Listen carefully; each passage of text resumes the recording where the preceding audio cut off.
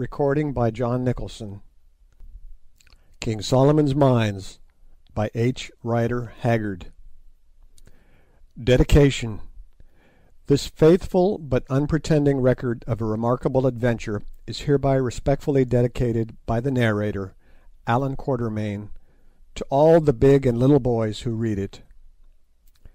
Preparer's note. This was typed from a 1907 edition published by Castle and Company Limited. Author's note. The author ventures to take this opportunity to thank his readers for the kind reception they have accorded to the successive editions of this tale during the last 12 years. He hopes that in its present form it will fall into the hands of an even wider public, and that in years to come it may continue to afford amusement to those who are still young enough at heart to love a story of treasure, war, and wild adventure. Ditchingham, 11 March, 1898.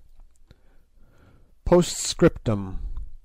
Now, in 1907, on the occasion of the issue of this edition, I can only add how glad I am that my romance should continue to please so many readers. Imagination has been verified by fact. The King Solomon's mines I dreamed of have been discovered, and are putting out their gold once more, and, according to the latest reports, their diamonds also. The Kukuanas, or rather the Matabele, have been tamed by the white man's bullets, but still there seem to be many who find pleasure in these simple pages. That they may continue to do so even to the third and fourth generation, or perhaps longer still, would, I am sure, be the hope of our old and departed friend, Allan Quatermain. H. Rider Haggard. Ditchingham, 1907. Introduction. Now that this book is printed and about to be given to the world, a sense of its shortcomings both in style and content weighs very heavily upon me. As regards the latter, I can only say that it does not pretend to be a full account of everything we did and saw. There are many things connected with our journey into Kukuanaland that I should have liked to dwell upon at length, which, as it is, have been scarcely alluded to. Amongst these are the curious legends which I collected about the chain armour that saved us from destruction in the great battle of Loo, and also about the silent ones, or colossi, at the mouth of the stalactite cave. Again, if I had given way to my own impulses, I should have wished to go into the differences, some of which are to my mind very suggestive, between the Zulu and Kukuana dialects. Also, a few pages might have been given up profitably to the consideration of the indigenous flora and fauna of Kukuanaland. Note: I discovered 8 varieties of antelope with which I was previously totally unacquainted, and many new species of plants, for the most part of the bulbous tribe. A.Q. Then there remains the most interesting subject, that as it is has only been touched on incidentally, of the magnificent system of military organization in force in that country, which in my opinion is much superior to that inaugurated by Chaka in Zululand, and as much as it permits of even more rapid mobilization, and does not necessitate the employment of the pernicious system of enforced celibacy. Lastly, I have scarcely spoken of the domestic and family customs of the Kukuanas, many of which are exceedingly quaint, or of their proficiency in the art of smelting and welding metals. This science they carry to considerable perfection, of which a good example is to be seen in their tolas, or heavy throwing knives, the backs of these weapons being made of hammered iron, and the edges of beautiful steel, welded with great skill on the iron frame. The fact of the matter is, I thought, with Sir Henry Curtis and Captain Good, that the best plan would be to tell my story in a plain, straightforward manner, and to leave these matters to be dealt with subsequently in whatever way may ultimately appear to be desirable. In the meanwhile, I shall, of course, be delighted to give all information in my power to anybody interested in such things. And now it only remains for me to offer apologies for my blunt way of writing. I can but say in excuse of it that I am more accustomed to handle a rifle than a pen, and cannot make any pretence to the grand literary flights and flourishes which I see in novels, for sometimes I like to read a novel. I suppose the flights and flourishes, are desirable, and I regret not being able to supply them. But at the same time I cannot help thinking that simple things are always the most impressive, and that books are easier to understand when they are written in plain language, though perhaps I have no right to set up an opinion on such a matter. A sharp spear, runs the Kukuana saying, needs no polish. And on the same principle I venture to hope that a true story, however strange it may be, does not require to be decked out in fine words. Allan Quatermain. King Solomon's Mines, Chapter 1. I Meet Henry Curtis. It is a curious thing that at my age, 55 last birthday, I should find myself taking up a pen to try and write a history. I wonder what sort of history it will be when I have finished it, if ever I come to the end of the trip. I have done a good many things in my life, which seems a long one to me, owing to my having begun work so young, perhaps. At an age when other boys are at school, I was earning my living as a trader in the old colony. I have been trading, hunting, fighting, or mining ever since. And yet it is only 8 months ago that I made my pile. It is a big pile now that I have got it. I don't yet know how big. But I do not think I would go through the last 15 or 16 months again for it. No, not if I knew that I should come out safe at the end, pile and all. But then I am a timid man and dislike violence. Moreover, I am almost sick of adventure. I wonder why I am going to write this book. It is not in my line. I am not a literary man, though very devoted to the Old Testament and also to the Ingoldsby Legends. Let me try to set down my reasons, just to see if I have any. First reason, because Sir Henry Curtis and Captain John Good asked me.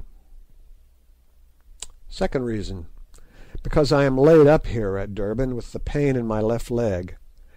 Ever since that confounded lion got hold of me, I have been liable to this trouble, and rather bad just now. It makes me limp more than ever. There must be some poison in a lion's teeth. Otherwise, how is it that when your wounds are healed, they break out again, generally, mark you, at the same time of year that you got your mauling? It is a hard thing when one has shot 65 lions or more, as I have in the course of my life, that the 66th should chew your leg like a quid of tobacco. Breaks the routine of the thing, and putting other considerations aside, I am an orderly man and don't like that. This is by the way. Third reason, because I want my boy Harry, who is over there at the hospital in London studying to become a doctor, to have something to amuse him and keep him out of mischief for a week or so. Hospital work must sometimes pall and grow rather dull, for even of cutting up dead bodies there may come satiety, and as this little history will not be dull, whatever else it may be, it will put a little life into things for a day or two while Harry is reading of our adventures. Fourth reason, and last, because I am going to tell the strangest story that I remember. It may seem a queer thing to say, especially considering there was no woman in it, except Foulata. Stop, though, there is Gugula, if she was a woman and not a fiend. But she was 100 at least, and therefore not marriageable, so I don't count her. At any rate, I can safely say that there is not a petticoat in the whole history. Well, I had better come to the yoke. It is a stiff place, and I feel as though I were bogged up to the axle. But suches, as the Boers say, I'm sure I don't know how they spell it, softly does it. A strong team will come through at last, that is, if they are not too poor. You can never do anything with poor oxen. Now to make a start. I, Allan Quatermain, of Durban, Natal, gentleman, make oath and say, That's how I headed my deposition before the magistrate about poor Kiva's and the Ventvogel's sad deaths. But somehow it doesn't seem quite the right way to begin a book. And besides, am I a gentleman? What is a gentleman? I don't quite know. And yet I have had to do with niggers. No, I will scratch out that word niggers, for I do not like it. I've known natives who are, and so you will say, Harry, my boy, before you have done with this tale. And I have known mean whites with lots of money and fresh out from home, too, who are not. At any rate, I was born a gentleman, though I have been nothing but a poor travelling trader and hunter all my life. Whether I have remained so I know not. You must judge of that. Heaven knows I've tried. I have killed many men in my time, yet I have never slain wantonly or stained my hand in innocent blood, but only in self-defence. The Almighty gave us our lives, and I suppose He meant us to defend them. At least I have always acted on that, and I hope it will not be brought up against me when my clock strikes. There, it is a cruel and wicked world, and for a timid man I have been mixed up in a great deal of fighting. I cannot tell the rights of it, but at any rate I have never stolen, though once I cheated a Kafir out of a herd of cattle. But then he had done me a dirty turn, and it has troubled me ever since into the bargain. Well, it is 18 months or so ago since first I met Sir Henry Curtis and Captain Good. It was in this way. I had been up elephant hunting beyond Bamangwato, and had met with bad luck. Everything went wrong that trip, and to top up with it, I got the fever badly. So as soon as I was well enough, I trekked down to the diamond fields, sold such ivory as I had, together with my wagon and oxen, discharged my hunters, and took the post-cart to the Cape. After spending a week in Cape Town, finding that they overcharged me at the hotel, and having seen everything there was to see, including the botanical gardens, which seemed to me likely to confer a great benefit on the country, and the new Houses of Parliament, which I expect will do nothing of the sort, I determined to go back to Natal by the Dunkeld, then lying at the docks waiting for the Edinburgh Castle due in from England. I took my berth and went aboard, and that afternoon the Natal passengers from the Edinburgh Castle transhipped, and we weighed and put to sea. Among these passengers who came on board, there were two who excited my curiosity. One, a gentleman of about 30, was perhaps the biggest-chested and longest-armed man I ever saw.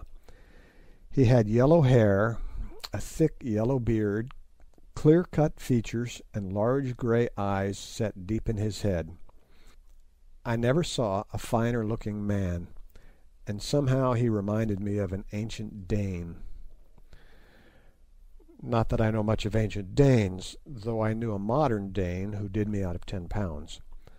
But I remember once seeing a picture of some of those gentry who they were drinking out of big horns, and their long hair hung down their backs. As I looked at my friend standing there by the companion ladder, I thought that if he only let his grow a little, put one of those chain shirts onto his great shoulders, and took hold of a battle-axe and a horn mug, he might have sat as a model for that picture. By the way, it is a curious thing, and just shows how the blood will out. I discovered afterwards that Sir Henry Curtis, for that was the big man's name, is of Danish blood. Note: Mr. Quatermain's ideas about ancient Danes seems to be rather confused. We have always understood that they were dark-haired people.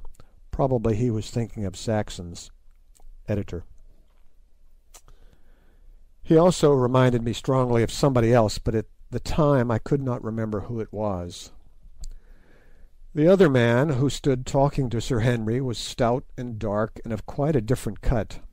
I suspected at once that he was a naval officer. I don't know why, but it is difficult to mistake a navy man. I have gone shooting trips with several of them in the course of my life, and they have always proved themselves the best and bravest and nicest fellows I ever met, though sadly given, some of them, to the use of profane language. I asked a page or two back, what is a gentleman? I'll answer the question now. A Royal Naval officer is, in a general sort of way, though of course there may be a black sheep among them here and there. I fancy it is just the wide seas and the breath of God's winds that wash their hearts and blow the bitterness out of their minds and make them what men ought to be. Well, to return, I proved right again. I ascertained that the dark man was a naval officer, a lieutenant of 31, who after 17 years' service had been turned out of Her Majesty's employ with the barren honour of a commander's rank, because it was impossible that he should be promoted. This is what people who serve the Queen have to expect, to be shot out into the cold world to find a living just when they are beginning really to understand their work and to reach the prime of life. I suppose they don't mind it, but for my part I had rather earn my bread as a hunter. One's halfpence are as scarce perhaps, but you do not get so many kicks. The officer's name, I found out, by referring to the passengers' lists, was Good, Captain John Good. He was broad, of medium height, dark, stout, and rather a curious man to look at. He was so very neat and so very clean-shaved, and he always wore an eyeglass in his right eye. It seemed to grow there, for it had no string, and he never took it out except to wipe it. At first I thought he used to sleep in it, but afterwards I found that this was a mistake. He put it in his trouser pocket when he went to bed, together with his false teeth, of which he had two beautiful sets, that, my own being none of the best, have often caused me to break the 10th commandment. But I am anticipating. Soon after we had got under way, evening closed in, and brought with it very dirty weather. A keen breeze sprung up off the land, and a kind of aggravated Scotch mist soon drove everybody from the deck. As for the Dunkeld, she is a flat-bottomed punt, and going up light as she was, she rolled very heavily. It almost seemed as though she would go right over, but she never did. It was quite impossible to walk about, so I stood near the engines where it was warm, and amused myself with watching the pendulum, which was fixed opposite to me, swinging slowly backwards and forwards as the vessel rolled, and marking the angle she touched. "That pendulum's wrong. It is not properly weighted," suddenly said a somewhat testy voice at my shoulder. Looking round, I saw the naval officer whom I had noticed when the passengers came aboard. "Indeed, what makes you think so?" I asked. "Think so? I don't think at all. Why, there," as she righted herself after a roll. "If the ship had really rolled to the degree that thing pointed to, then she never would have rolled again, that's all. But it is just like these merchant skippers, they are always so confoundedly careless." Just then the dinner bell rang, and I was not sorry, for it is a dreadful thing to have to listen to an officer of the Royal Navy when he gets on to that subject. I only know one worse thing, and that is to hear a merchant skipper express his candid opinion of officers of the Royal Navy. Captain Good and I went down to dinner together, and there we found Sir Henry Curtis already seated. He and Captain Good were placed together, and I sat opposite to them. The captain and I soon fell into talk about shooting and what not, he asking me many questions, for he is very inquisitive about all sorts of things, and I answering them as well as I could. Presently he got on to elephants. "Ah, sir," called out somebody who was sitting near me, "you've reached the right man for that. Hunter Quatermain should be able to tell you about elephants if anybody can." Sir Henry, who had been sitting quite quiet listening to our talk, startled visibly. "Excuse me, sir," he said, leaning forward across the table and speaking in a low, deep voice, a very suitable voice, it seemed to me, to come out of those great lungs. "Excuse me, sir, but is your name Allan Quatermain?" I said that it was. The big man made no further remark, but I heard him mutter "fortunate" into his beard. Presently dinner came to an end, and as we were leaving the saloon Sir Henry strolled up and asked me if I would come into his cabin to smoke a pipe. I accepted, and he led the way to the Dunkeld deck cabin, and a very good cabin it is. It had been two cabins, but when Sir Garnet Wolseley, or one of those big swells, went down the coast in the Dunkeld, they knocked away the partition and have never put it up again. There was a sofa in the cabin and a little table in front of it. Sir Henry sent the steward for a bottle of whisky, and the three of us sat down and lit our pipes. "Mr. Quatermain," said Sir Henry Curtis, when the man had brought the whisky and lit the lamp, "the year before last, about this time, you were, I believe, at a place called Bamangwato, to the north of the Transvaal." "I was," I answered, rather surprised that this gentleman should be so well acquainted with my movements, which were not, so far as I was aware, considered of general interest. "You were trading up there, were you not?" put in Captain Good in his quick way. "I was. I took a wagon load of goods, made a camp outside the settlement, and stopped till I had sold them." Sir Henry was sitting opposite to me in a Madeira chair, his arms leaning on the table. He now looked up, fixing his large grey eyes full upon my face. There was a curious anxiety in them, I thought. "Did you happen to meet a man called Neville there?" "Oh, yes, he outspanned alongside of me for a fortnight to rest his oxen before going on to the interior.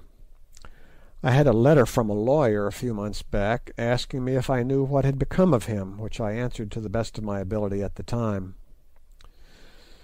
"Yes," said Sir Henry, "your letter was forwarded to me. You said in it that the gentleman called Neville left Bamangwato at the beginning of May in a wagon with his driver, a voorlooper, and a Kaffir hunter called Jim, announcing his intention of trekking, if possible, as far as Inyati, the extreme trading post in the Matabele country, where he would sell his oxen and proceed on foot.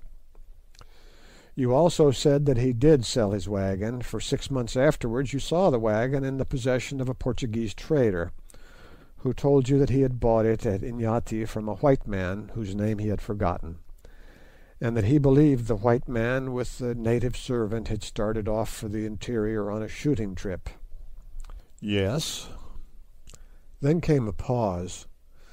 "Mr. Quatermain," said Sir Henry suddenly, "I suppose you know or can guess nothing more of the reasons of Mr. Neville's journey to the northward, or as to what point that journey was directed." "I heard something," I answered, and stopped. The subject was one which I did not care to discuss. Sir Henry and Captain Good looked at each other, and Captain Good nodded. "Mr. Quatermain," went on the former, "I am going to tell you a story and ask your advice, and perhaps your assistance. The agent who forwarded me your letter told me that I might rely on it implicitly, as you were, he said, well known and universally respected in Natal, and especially noted for your discretion." I bowed and drank some whisky and water to hide my confusion, for I am a modest man, and Sir Henry went on. "Mr. Neville was my brother." "Oh," I said, starting, for now I knew of whom Sir Henry had reminded me when first I saw him.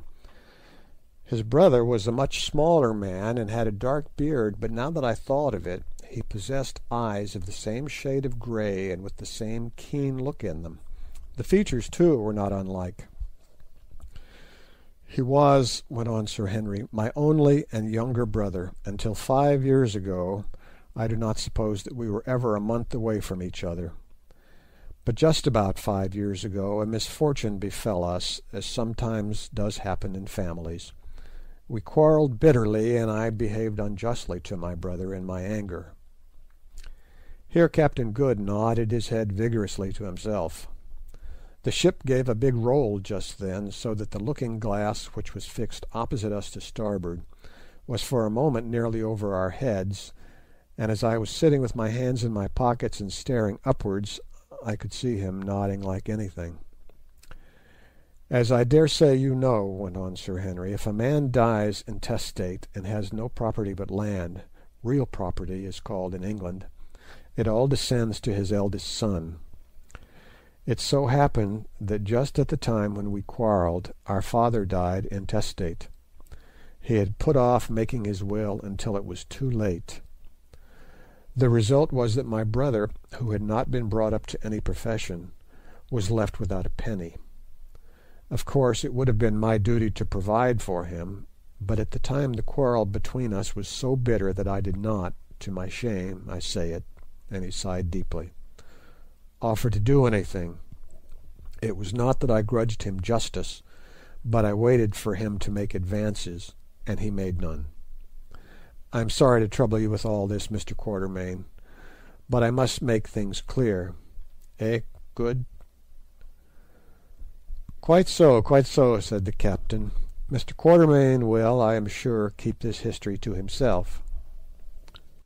Of course, said I, for I rather pride myself on my discretion, for which, as Sir Henry had heard, I have some repute. Well, went on Sir Henry, my brother had a few £100 to his account at the time. Without saying anything to me, he drew out this paltry sum, and having adopted the name of Neville, started off for South Africa in the wild hope of making a fortune. This I learned afterwards. Some 3 years passed, and I heard nothing of my brother, though I wrote several times. Doubtless the letters never reached him. But as time went on, I grew more and more troubled about him. I found out, Mr. Quatermain, that blood is thicker than water. That's true, said I, thinking of my boy Harry. I found out, Mr. Quatermain, that I would have given half my fortune to know that my brother George, the only relation I possess, was safe and well, and that I should see him again. But you never did, Curtis, jerked out Captain Good, glancing at the big man's face. Well, Mr. Quatermain, as time went on, I became more and more anxious to find out if my brother was alive or dead, and if alive, to get him home again. I set inquiries on foot, and your letter was one of the results. So far as it went, it was satisfactory, for it showed that till lately George was alive, but it did not go far enough. So, to cut a long story short, I made up my mind to come out and look for him myself, and Captain Good was so kind as to come with me. Yes, said the captain, nothing else to do, you see. Turned out by my lords of the Admiralty to starve on half pay. And now, perhaps, sir, you will tell us what you know or have heard of the gentleman called Neville. End of chapter 1.